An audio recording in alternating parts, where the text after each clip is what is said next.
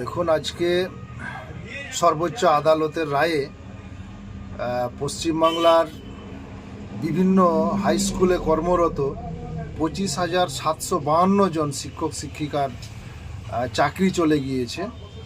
এটা অত্যন্ত বেদনার এবং দুঃখজনক ঘটনা। এই রায়কে আমরা যারা শুভবুদ্ধি সম্পন্ন মানুষ তারা বেশিরভাগই মেনে নিতে পারছি না, কারণ এই এতগুলো শিক্ষক শিক্ষিকা দীর্ঘদিন ধরে, অনেকে 15 বছর, 16 বছর, 17 বছর ধরে চাকরি করছেন, তাদের মধ্যে বেশিরভাগই যোগ্য প্রার্থী। তো একটা কথা আছে যে প্রমাণের অভাবে 100 জন অপরাধীকে ছেড়ে দেওয়া যেতে পারে, কিন্তু একজন নিরপরাধীকেও যাতে সাজা না দেওয়া হয়, এইরকম প্রবাদ আমরা শুনছিলাম। কিন্তু সুপ্রিম কোর্টের এই রায়ের ফলে যেটা আমরা বুঝতে পারলাম যে একজন অপরাধীকে ধরতে না পেরে 100 জন, মানে যারা সাধু বা যারা সৎ মানুষ, তাদেরকেও বলির পাঁঠা করা হলো। তাই এই রায় আমরা কোনো মতেই শিক্ষক হিসাবে মেনে নিতে পারছি না। এবং যেখানে সুপ্রিম কোর্ট তাদের রায়ে বলেছে যে অযোগ্য প্রার্থীদের বেতনের টাকা 12% হারে সুদ দিয়ে ফেরত দিতে হবে, তাহলে সুপ্রিম কোর্টের কাছে নথি আছে যে কারা অযোগ্য এবং কারা যোগ্য। তাহলে যদি তাদের কাছে এই নথি থাকে যে যোগ্য কারা অযোগ্য কারা, তাহলে সবাইকে একই শাস্তি দেওয়া উচিত হয়নি বলে আমি মনে করি।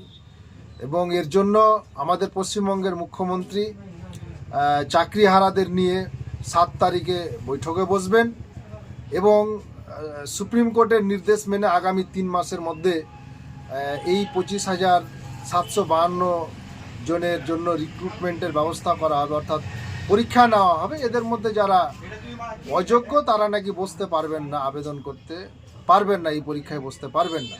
তো যাই হোক, যে ঘটনা হলো, একটা পরিবারে যখন উপার্জনকারী মানুষ হঠাৎ তার উপার্জন বন্ধ হয়ে যায়, তার ছেলে মেয়েদের পড়াশোনার খরচ রয়েছে, অনেকে ব্যাংক লোন নিয়ে বাড়ি দিয়েছেন, হ্যাঁ, এবং অনেকে বাবা মা ভাই বোন তাদেরকে মানুষ করছেন এই চাকরির ওপর নির্ভর করে, তাদের পরিবারের যে অবস্থা, যে করুণ অবস্থা, এটাতে আমরা সমবেদনা জানানো ছাড়া আর আমাদের হাতে কিছুই নেই। এবং আমরা তাদেরকে ধৈর্য ধারণ করতে বলবো। নিশ্চয় সত্যের জয় একদিন হবে, এটা আমি মনে করি। হ্যাঁ, সংবাদ মাধ্যমে দেখলাম যে অনেকে বলছেন যে আত্মহত্যা করা ছাড়া আমাদের আর কোনো বিকল্প থাকলো না।